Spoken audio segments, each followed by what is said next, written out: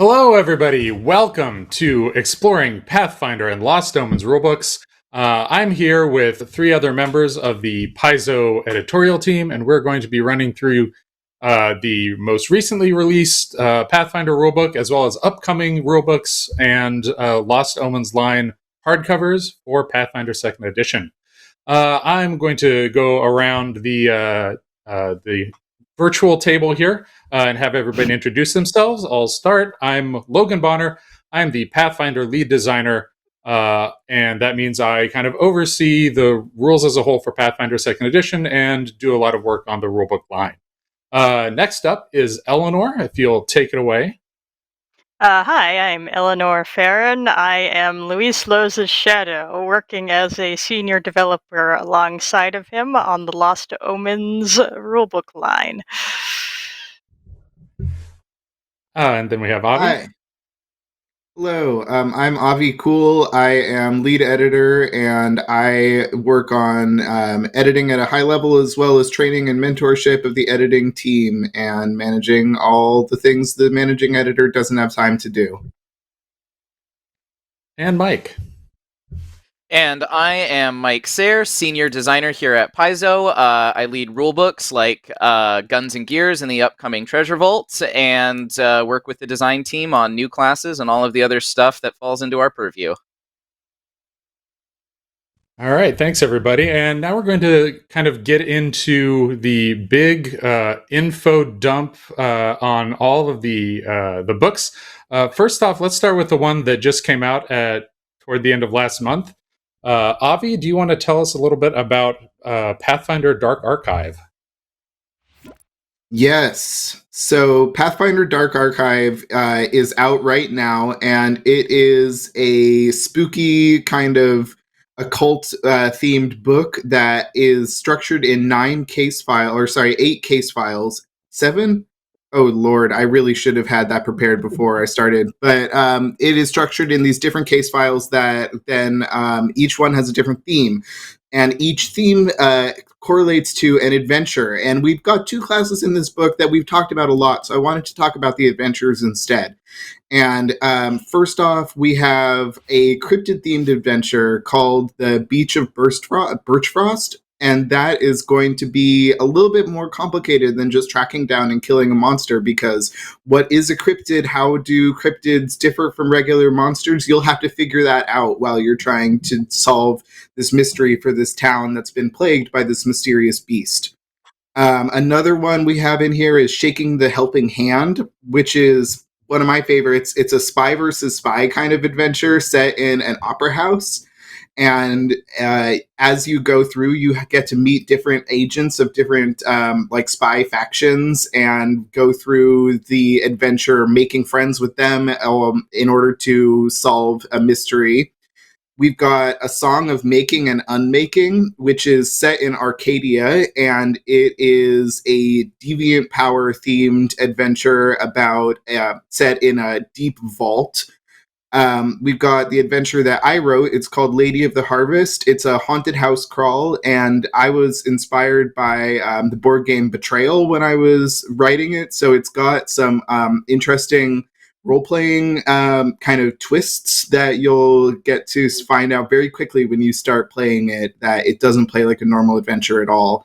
And then lastly, I wanted to talk about The Verdure of Iblidos, which is a cult-themed adventure, where if you've ever seen something like The Wicker Man, it's got that kind of feel on the island of Iblidos, and you get to infiltrate this cult in order to save the lives of the people who the cult is preying on. So that is a really fun one as well. And I think that is about all I have time to... Oh no, I have a couple more minutes. So next up in that... Avi, do you want to talk a little bit about the about Mios? Because we do have I can talk 2 new about classes Mios in this book, the Psychic and the Thaumaturge. I think we have an image for those. And Avi really took the lead on the backstory and character for Mio. So you see the one who is gigantic and has a big old weapon. Yes.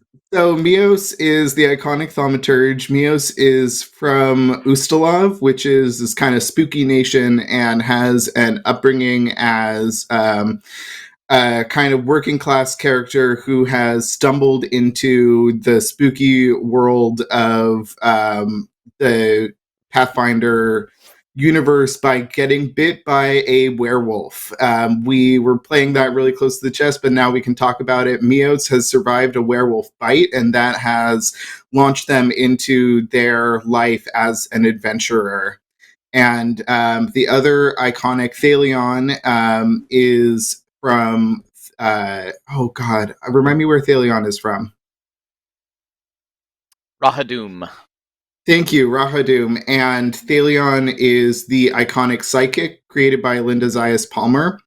And Thalion is an artist. So they're two very different kind of aesthetic characters who both represent the two really different types of the occult world. All right, thank you, Avi. I think next we're going to throw it over to Eleanor to talk a little bit about Lost Omens Travel Guide. Well, see the world, entertain yourself, maybe get eaten by a werewolf. The travel guide is your guide for everything in Galarian that does not involve killing monsters. So, how useful it will be to your group will vary. But I think that it will add a lot of local flavor and color to any game and adventure, possibly literally. We have some recipes in this book.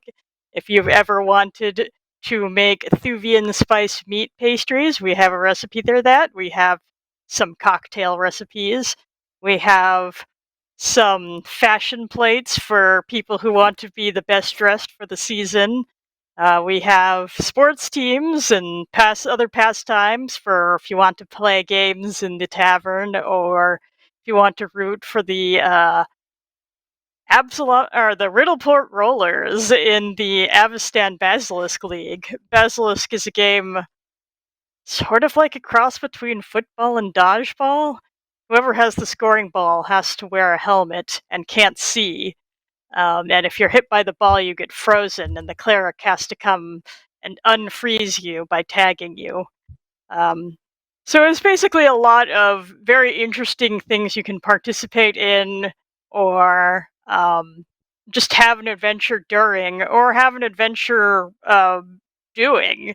Perhaps you want to challenge a monster to a game of Basilisk instead of fighting them. That's a perfectly valid option. So you can just pick up the Lost Omens travel guide and see what the world around you looks like when you're not out doing adventure things. When you want to stick around in local towns or cities and just see what's up.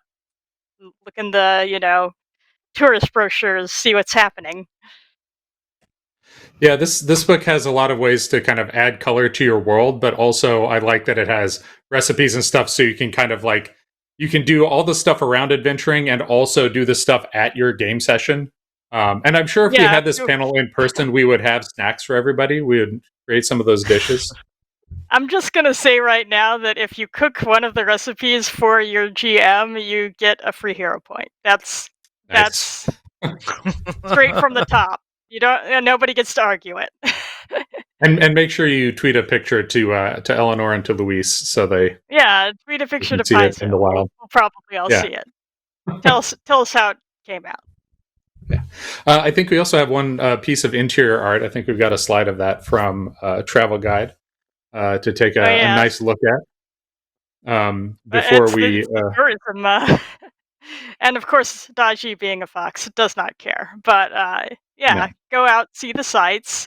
Your one stop guide to Avestan.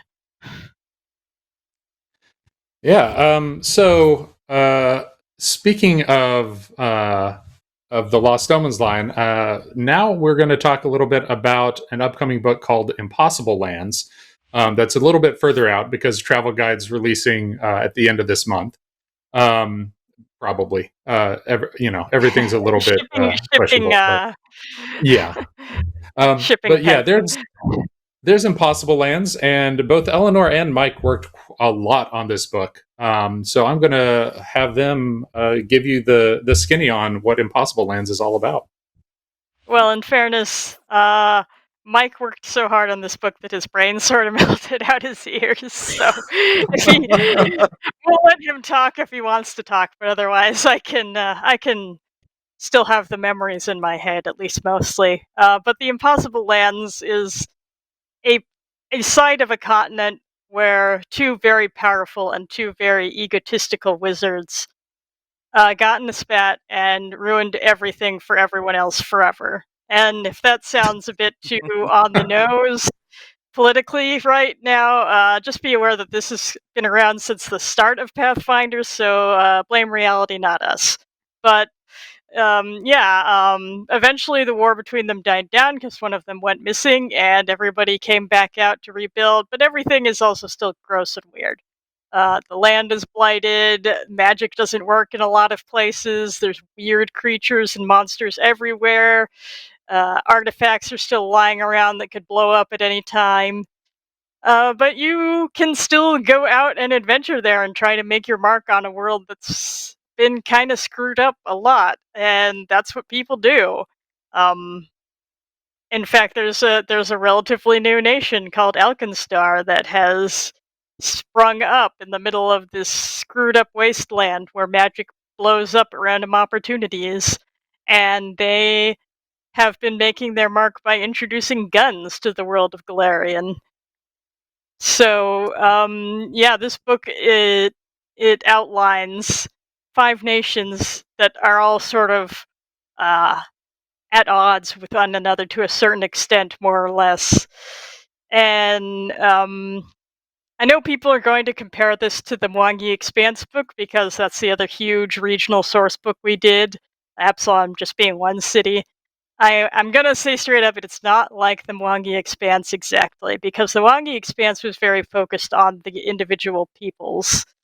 Um, you had the major city states, but it was also super important who your people were. You aren't just from Sengur, you are also Bekar, you are Alijay, you are Kaldaru. The Impossible Lands focuses more on the nations because Jingoism is the name of the game down there. All of the nations have been at war or had conflicts with one another in any time in the past. The tensions are still there, and it is all about what nation you belong to, even if you don't really want to be affiliated with that nation. Um, and one of those nations actually includes Bopan, which Mike's worked on a whole lot. So I can let him talk about that if he likes. Yeah, Bopon was a really fun little place to write up. It had mostly kind of fallen into the purview of the Pathfinder Society. We'd only ever talked about it from the perspective of the Pathfinder Society and in organized play scenarios prior to this. So we definitely had a couple fun goals as we went in here. One of those being, let's let the Bopanese people kind of talk for themselves rather than being talked about through the stories of these meddling, adventuring archaeologists. And it also gave us a chance to kind of bring some of the recent Pathfinder Society stories forward into the broader game, give more people a chance to kind of see what's going on there, what kind of monsters there were. We talk a lot about the Thorned Monarch, who was the big bad of the first season of the Pathfinder Society organized play campaign.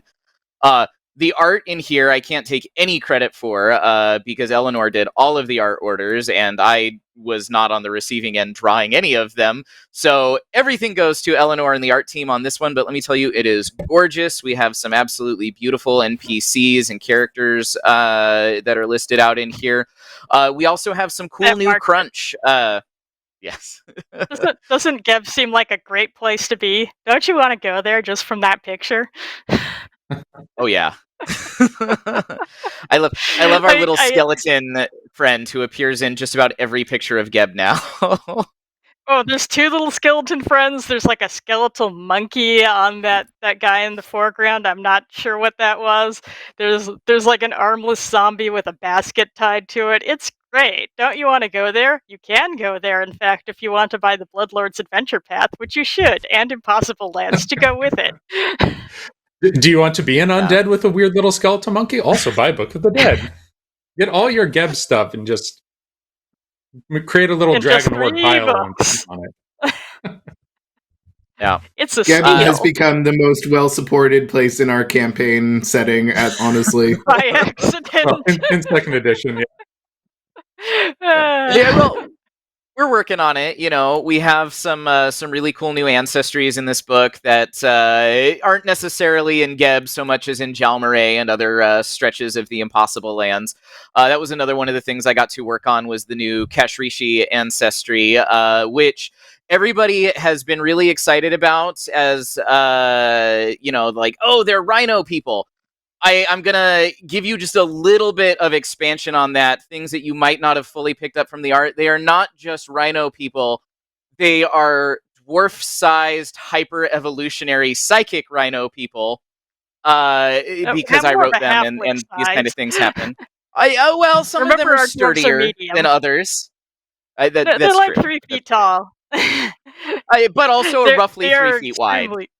Yeah, they're cube shaped. However, they are very small cube. Yes, but dense, you know, thickly muscled, no strength penalty for anybody who's like, but I wanted to beat things up as a rhino. You can still beat things up as a rhino. You'll just do it with a lower center of gravity. You will apply a very large amount of force to someone's kneecaps.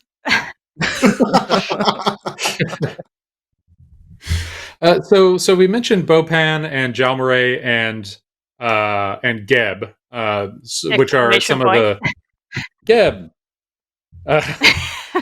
Please clap, everybody. All right, so those are some of the territories in the Impossible Lands. For folks who haven't, read their setting chapter of the core rulebook or picked up the world guide, can you give like a brief rundown of which nations are covered in the book? Sure. So, to the northmost edge of the Impossible Lands, you have Nex, which is named after the wizard Nex in a way that will never become confusing, we promise. It's a land that is extremely magic oriented. It was specifically stated that Nex used to freely use wish spells just on a whim to make the lives of his citizens better. He used wish spells to build his capital city. He animated 2 massive golems known as Quantium golems that are still marching in a circle around his city to defend them every day. There are genies, just other extraplanar entities walking freely through the city. There's a picture that we don't have here, but it's really awesome. You've got a bunch of gnolls looking at a marketplace, and they've got Hellcat familiars, or I guess Hell Kitten familiars, given the size of them, just hanging out. Nobody blinks an eye.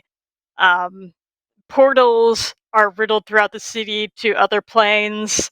It is extremely magical, and it would be a paradise if the war had not blighted the land to the point where crops don't grow. That's kind of the Goron, that's kind of a major theme in the Impossible Lands. Like, if it weren't for those apocalypses. Yeah, if it wasn't for, those 2 rich guys mucking it up. But anyway, the Goron people that are in this book are actually were meant to be grown as adaptable food to deal with the fact that, the land was blighted and nothing grows, but they got so warped by the magic that they developed sentience, and so that didn't quite work out.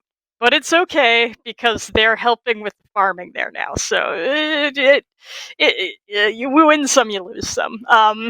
But to the south are the Mana Wastes, which is even worse than Nex. It was so blighted by magical spell battles that magic cannot be relied on. Just the simplest cantrip could explode into the weirdest magical effects, turn you into a frog, turn your friends into frog, make it rain frogs, turn all frogs in the area into lightning. I like frogs, but And there are places where magic just doesn't work at all. So, like, lots of people like to avoid that area, but you also have people who live there. They either have no other choice or that's their home. Um, and those people like to, commit raids on other places that have more stuff. So they're always kind of a dangerous, but it's also kind of, what do you call it, Mad Max out there. You could probably Yeah. find some decent people. I But like you that can there's also also, it feels like there's a story developing because we have a picture in Dark Archive of Mios getting turned into a frog. So if Mios had just read a travel guide in advance, they would have known to avoid werewolves and to not go to the Mana Waste and get turned into a frog. Just stay home, Yeah, Mios. see, this is why it's important to buy our books. Anyway.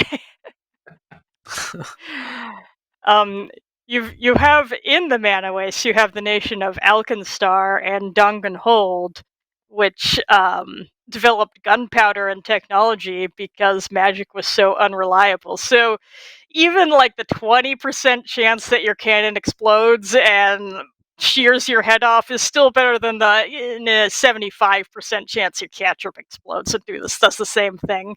Um, and like even the dwarves of Danganhold, they lived for centuries, even I think thousands of years actually, down in a place where magic just didn't work at all. So their culture was sort of strangely warped around the fact that, they couldn't contact their gods, they couldn't heal, they couldn't preserve their food magically. They were trying to face off invaders from the Darklands without any magical weaponry. That's why they brought, gunpowder weapons back up to them to the surface. And other people in the area, namely a fugitive from Next named Ansel Alkenstar, came and basically ran with that. Now you have guns in Galarian, whether you like it or not. If you don't like it, of course, just don't buy guns and gears. It's fine. It's fine. Don't say that. um, okay, buy guns and beers and then complain about it on the internet. Um, and to the south, you have Geb, which we have that lovely marketplace of. It's the best nation. You don't have to put up with being alive. You don't need Yeah. to eat. You don't need to sleep. You don't need to waste your time on biological functions. Why would you want to be anywhere else? It's the best place. Go there. We promise. Um, and off to the east in the ocean is Jalmaray, which likes to pretend it is above the sort of hecked up squabbles of the mainland, but it's got a kind of a twisted history that goes along with it. But they kind of pretend that didn't happen, so you can go there, and it's a great place. It's very lush, verdant. It's full of genies that are maintaining the landscape. Um, it's got these wondrous cities, and as long as you aren't cursed and don't get disappeared in the middle of the night by the curse keepers, it's great. A plus. Also, do not go into the Murmur Dome. We don't talk about the Murmur Dome. All in all, sounds less dangerous than some of the other options. Ew, ew. So, It sounds less impossible than some of the other options too. all right. So, Eleanor, thank you for telling us about the Impossible Lands book, and Mike as well. And now we're going to have Mike talk about the rulebook Treasure Vault, which, as you might have guessed from the title, has a bunch of treasure in it. Yeah, so Treasure Vault is the book that I've spent most of the last year of my life on when I wasn't diverting some hours over to help Eleanor out with Impossible Lands. And, it's what it says and kind of shows on the title there. It is a book about just treasure. Tons and tons and tons and tons of loot introduced by the Kobold Pereperin and the underworld dragon Velashinaz, who is the owner and curator of the vault, with Pereperin acting as her faithful steward and logistician, making sure that everything is properly organized and providing commentary. So as you go through Treasure Vault, you'll find that each chapter opens up with a little quote from either Pereperin or Velashinaz, and many of the sidebars are from their perspective as they talk a little bit about the how or why or what of the various treasures and items you might find, which are all organized pretty predictably. There's an armor section, there's a magic armor section, then weapons, magic weapons, so on and so forth, through alchemy and a just huge array of alchemical items, and then on into your held magic items and your worn magic items and your artifacts and your relics and some cool new stuff that we did just because we thought it would be a really neat idea. Like, what if there was an artifact that you could pick up that would so fundamentally change the way your character is and plays and does things that it just provided you with an archetype. So there's some cool stuff in there if that is something that sounds fun for you. We also have a whole section on crafting where we've got variant crafting things like story crafting, which is all about, like, I want to be the farm boy who goes and assembles the pieces of, the holy sword together so I can slay the demon king. Well, here's how to break up the act and costs of casting that across, some quests with some little examples of putting all that together.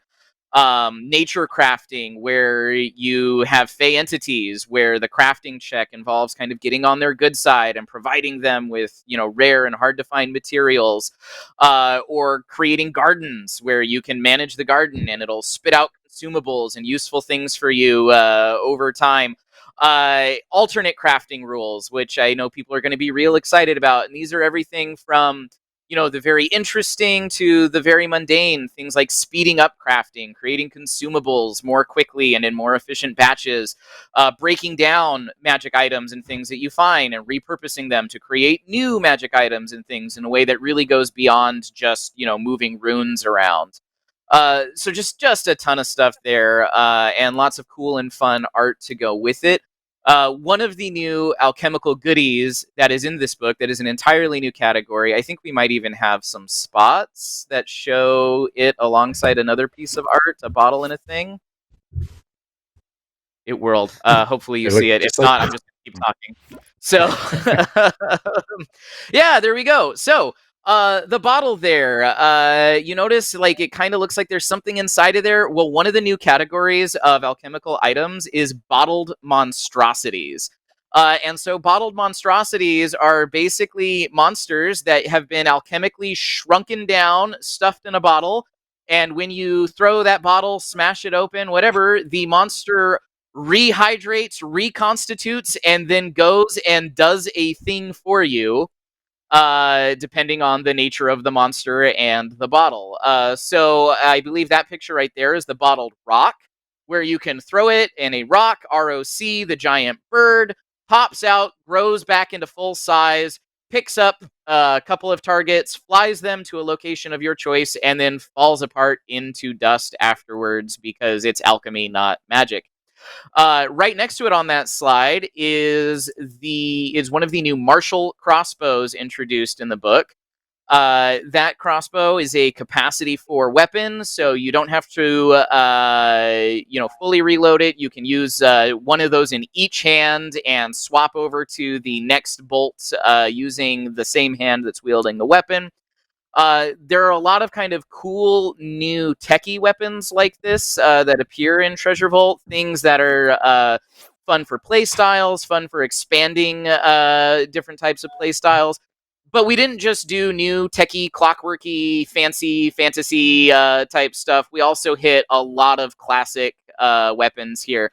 Everything from the frying pan to the falcata are available as new weapons in Treasure Vault. And most of them are illustrated. We got a lot of great, beautiful art in this book. I've been very, very pleased with what Sonia and the art team did with this and put it together. Some fancy new layout styles in the art. Yeah, go ahead. Can I drink the bottled rock? Because it looks kind of delicious right now. I highly recommend against it. I mean, you can certainly pop the cork and put the bottle to your lips. What happens after that probably brings in a certain amount of GM discretion and interpretation. Yeah. As the giant rock reconstitutes into your mouth. Well, it activates when you throw it. So if you just drink it, it might be good. more of a worm in the tequila situation. But if you drink too much and then it comes back up later, that might count as throwing it, and then you might have a rock on your hands. That's how I would rule it if I were running the session. Yeah, given that Logan is our lead designer, I think everybody can pretty much take that as canon. So That's canon. they can drink it safely, but if they vomit later, it's going to go very poorly. Not so looking forward to those definitely, if message any. board threads about how it was declared canon.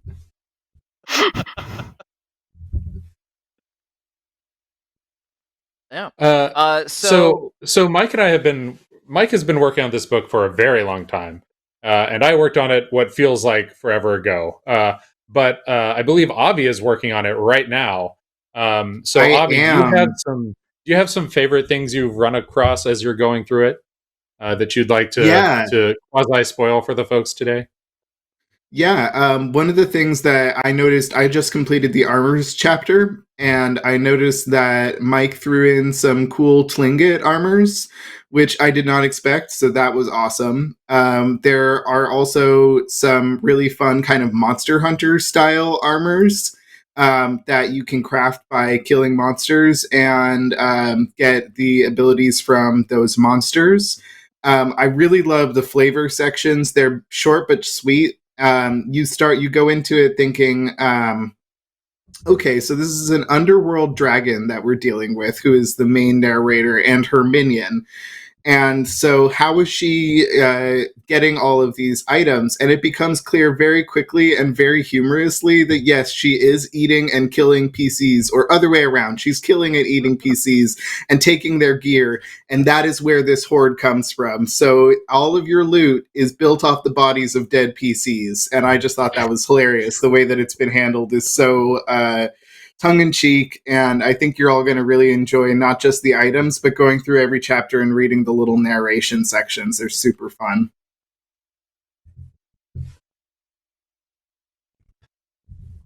Yeah, one of the cool things about a book like this is that because you have a lot of room for gear that you don't have in like a core rulebook or an advanced player's guide or Secrets of Magic.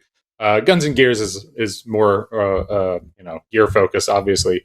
But one of the nice things is we really get to expand on stuff that we only had a little bit of before. So like there are a bunch of new Apex items so now you have a bunch more choices for those. All the everything from talismans to new staves. And one of the cool ones that we have only been able to do a little bit of are the kind of specialty wands that have special effects with individual spells. You're going to see a lot of those in this book. In addition to kind of all the stuff that we had a fair amount of, but is kind of an infinite category, like worn items or held items. There's just a lot of really fun stuff in here. Mike, any final words on this before we talk about some of the recently announced books? Yeah, so I was going to say, like, as Avi mentioned, there are some Tlingit armors that introduced in the book, and we also did several other kind of culturally themed weapons and armors where we really tried to look around and was like, what is just cool stuff from all over the world that maybe doesn't always quite land in that first run when you're doing, a dragons focused fantasy type game sort of thing. And so we really went out and we looked at that stuff. We did a little research on paper armor from Asia, and so we've got some paper armors in here. We've got a lot of weapons from all over the world, and I'm just really excited for people to be able to expand their fantasy games with just all kinds of options, both with real world inspirations and stuff that is just complete and utter fantasy bullcrap. Honestly, that's one of Mike's specialties, is complete and utter fantasy bullcrap. So, a lot of opportunities in this one. All right, so for our final segments here, we're going to talk about a book that was just announced in Eric's keynote on yesterday's stream, and that is Rage of Elements. I'm leading that book and have been working on that for a while now. It's kind of in its middle stages at the moment. This is a book all about the elements and the elemental planes, and contains 6 elements.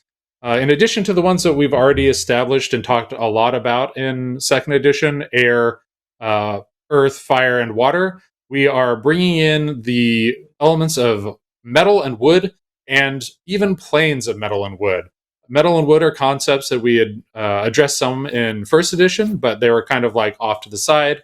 And now there are planes that are coming back after an absence so long that nobody on Galarian has had very much experience with them. They've been, they're the deep cuts. Yeah, there's a lot of it is traditions that kind of remained a tradition in a few parts of the world, but in other elemental traditions, it's like, well, I don't see them, so they probably don't exist or don't matter, right?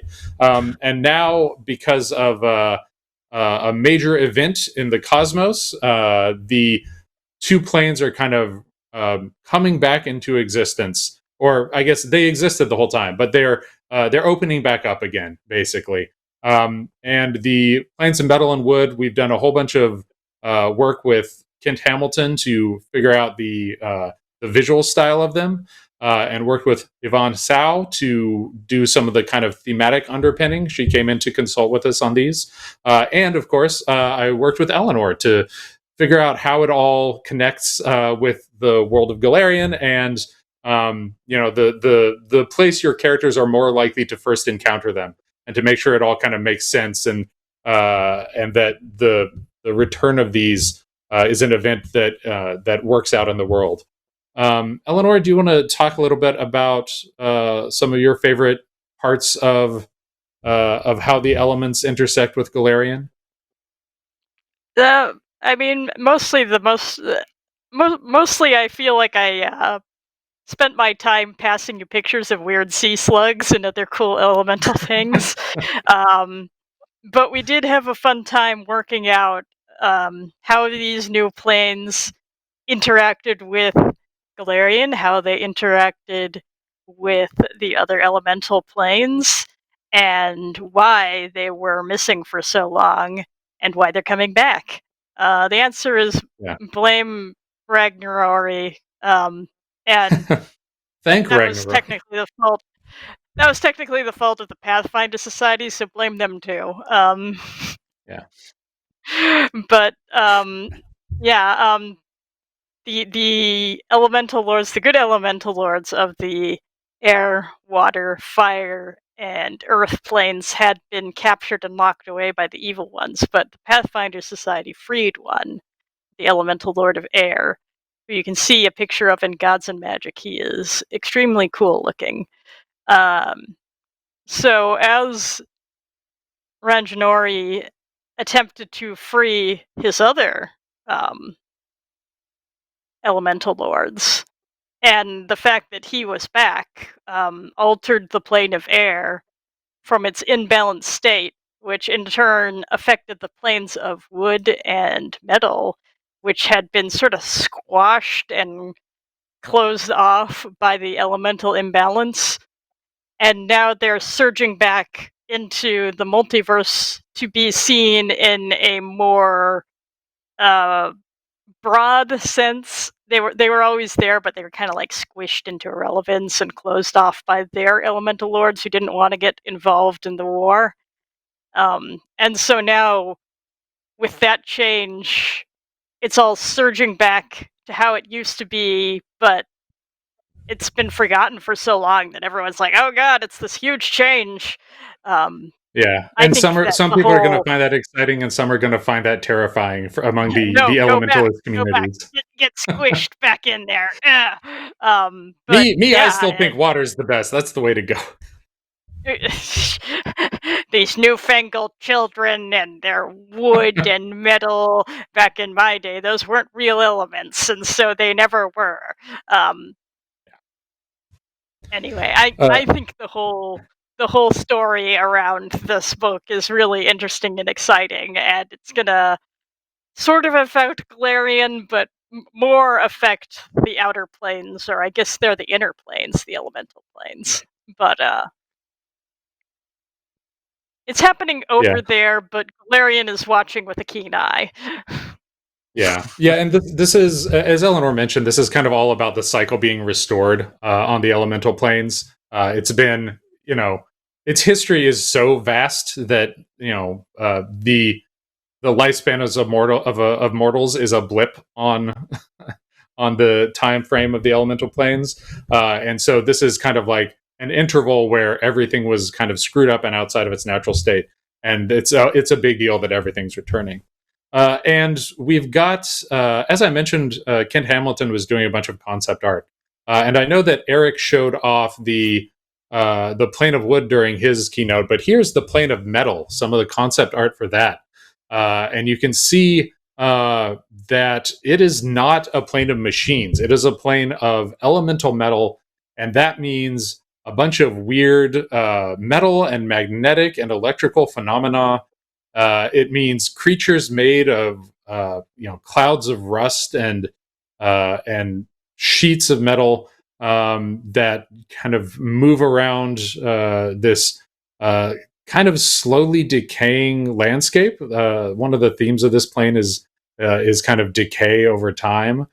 And there's a bunch of cool stuff we're going to do with this. And honestly, I'm working on some of the art order stuff for this book now. And the tricky part is how is including as much of this cool ideas as possible. Because, I would love to have, a big adventure or something like that gets more into it. But right now it's like, I've got to get as much possible. I've got to wring as much of this cool ideas out of the, the illustrations and the page count I have on this. But this is going to introduce, metal elementals and metal genies, and the same for the plane of wood. It's going to, we're really kind of bringing as much stuff as we can for these two new planes to get them as close to on par with the ones that we've already developed a lot as we can, and give you two really cool new locations to explore if you go to the planes. And if you don't go to the planes, we're going to have metal and wood spells and magic items, and also an entire new class called the Kineticist. And when I say new, the Kineticist was in first edition, but this is the second edition implementation that is going to appear in this book. And I think we have the picture of the plane of wood also on here. Oh, no, here we go. There's all right, plane of wood. Just for the folks who didn't catch it during Eric's keynote, this is what the plane of wood looks like.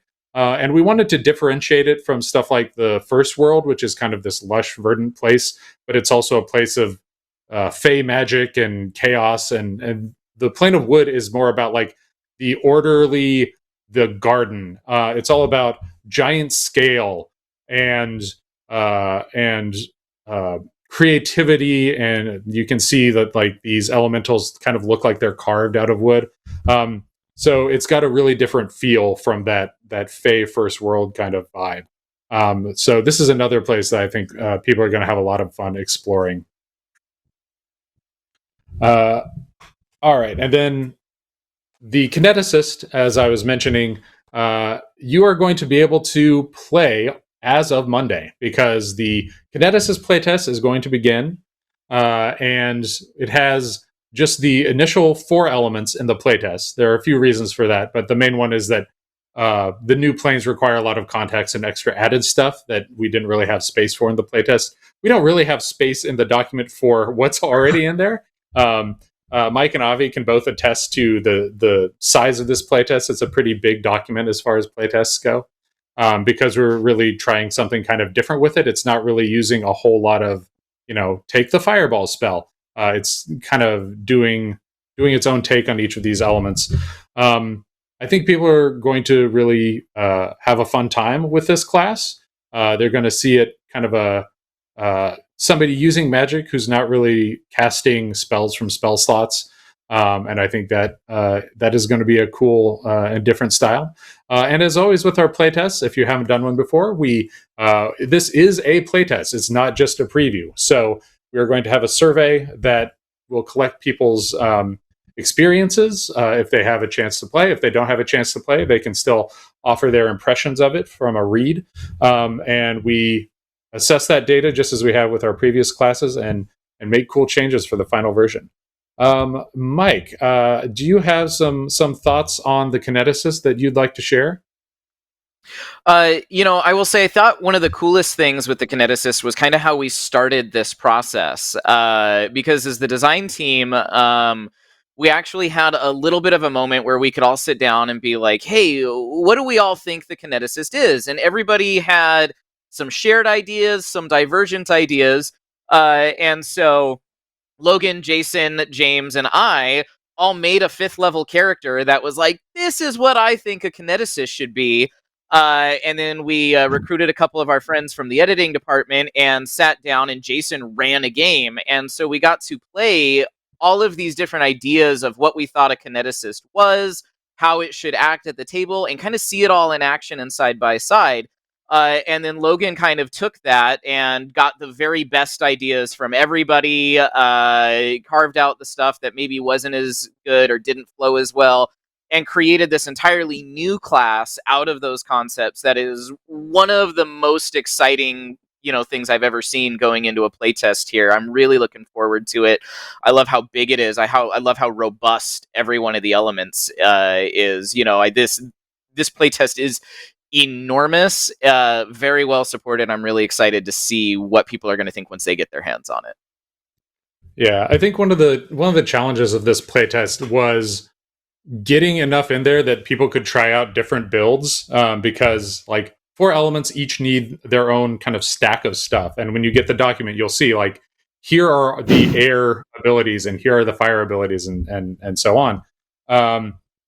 And we also needed like, okay, here's how it works if you're picking one element. Here's how it works if you're picking 2. Here's how it works if you're trying to channel all of the elements. And so the amount of stuff we had to make just to make that work was pretty big compared to a lot of our other classes where it's like, and then pick some spells. They're in the core rulebook. Go get them. So that was it's a pretty different class. Avi, do you have any thoughts on the class from doing a pass on it for the playtest version? Yeah, absolutely. One of the things that I really enjoyed about this class is that there's really one kind of straightforward way to play it that really is logically presented and makes sense, and it's not a super modular class, but then you have a huge wealth of options. So it's very different than something like the Inventor, where every single option, everything is super modular and has a different set of mechanics. You're playing with the same mechanics no matter what kind of kineticist you're playing, but then you have a whole chapter essentially of feats for each element. And these feats are not... they're not background. They're not like role-playing based, really. They are all about how do these elements work and how do you channel them? How do you use these elements to create amazing effects, both in battle and in exploration? And so you're going to really get to dive in and create a fully kitted out character that has all these amazing magic abilities without needing to cast any spells. And so I think it creates a breath of fresh air because we have so many spellcasters that when you look at them, they have tweaks and they have differences, but they all kind of do the same thing in a lot of ways. They have things that make them unique, but are all working off the same framework. The Kineticist is a totally new framework of how to use magic that we've never published before, and I think people are going to really enjoy diving into that. Yeah, thanks, Avi. I'm going to mention one more thing about the Kineticist, and then we're going to go around the table for final thoughts. The last thing I'm going to mention is if you played the first edition Kineticist, you'll notice that this one, we kind of went back to the conceptual, the core idea of it, which is kind of what we do with all the classes. If you look at something like the Swashbuckler, the mechanics don't really work that much like the first edition version, because we said, okay, what's the theme and what's its story and what do we want that to be? So, for example, if you played the first edition one, it's kind of like a Lego box. It's like, I'm going to take this blast and then add this infusion to it and, kind of filter it through this thing, and I'm going to accept points of burn that's going to reduce my hit points. It's kind of a very involved class with a lot of different moving parts that you all need to understand. And what we wanted to do for the second edition version is kind of look at it and say, the core fun thing of this is I get to use my element. I get to use my element all the time. I'm not limited like spellcasters by spell slots. So the main thing is that you are getting to use as many, fire impulses or earth impulses or whatever as you want, using them repeatedly and getting to just kind of have the same type of fun all the time. So we're really interested to see how that works out in play, and if people are satisfied with this new Kineticist. All right, as I mentioned, now we're going to go, starting with Eleanor, we're going to go around for final thoughts before we close out this panel here on the Pathfinder and Lost Omens Rulebooks lines. Final thoughts. Pathfinder Lost Omens Firebrands was also announced at this convention. You should buy it. It's going to be cool. All right, thank you, Eleanor. Avi. I just want to take this last moment to plug Dark Archive, because we all worked super hard on that, and it is the first, I'd say, of a new kind of breed of hardcover rulebooks. It's not just a collection of things that you can do as a character, and it's not just a collection of things that a GM can do to your characters. It's a blend of for the GM, for the player, and for running your own adventures. You can run a whole campaign just based on the material in Dark Archive, using the adventures in that book as a starting point. So I think people will be able to put together really amazing adventures with their friends using that book, and I can't wait to see what you all do. Yeah, and I'm going to add a little stinger to that, which is the nice thing about Dark Archive is you can go buy it right now. The other ones you can put on your list for later. Dark Archive, you can go down to your game store, go to Paizo.com, pick it up, get it on Pathfinder Nexus. And I'll also mention that tomorrow there's going to be an RPG workshop, which Mike and I and some other folks are going to be on, and we're going to talk about kind of building your own case file. It'll be kind of a fun back and forth with with Twitch chat, and we're going to kind of come up with some fun ideas and build something in the theme of Dark Archive. All right, and final words from Mike. Yeah, so every year since I've started working at Paizo, I've been like, man, this year has the coolest stuff we've ever worked on. And I keep thinking that I'm going to hit the year where that doesn't happen, where I don't think that whatever we're currently working on is the coolest thing that we're working on. Still hasn't happened. This year, I've been blown away by the quality of stuff that's going out. I'm really excited for the stuff that's coming out later in the year and early next year. I'm even more excited to do this with you guys next year and tell you the even cooler stuff that's, fully conceptual at this point, because man, this game system that Jason, Mark, Logan, and Steven created has allowed us so many opportunities to just keep going further up and further in, deeper and deeper into what a fantasy game can be. And I just hope you all are enjoying the ride as much as I am. All right, yeah, thank you. I think those are great closing words, Mike. Thank you, everybody, for being on the panel, and for everybody in the audience watching. I hope you got some cool information, some ideas for your games, and give us money for cool books. We love that. And you can catch us on our socials that you saw throughout this panel. Thanks, everybody, and I think we're going to call it there for Exploring Pathfinder and Lost Omens Rulebooks.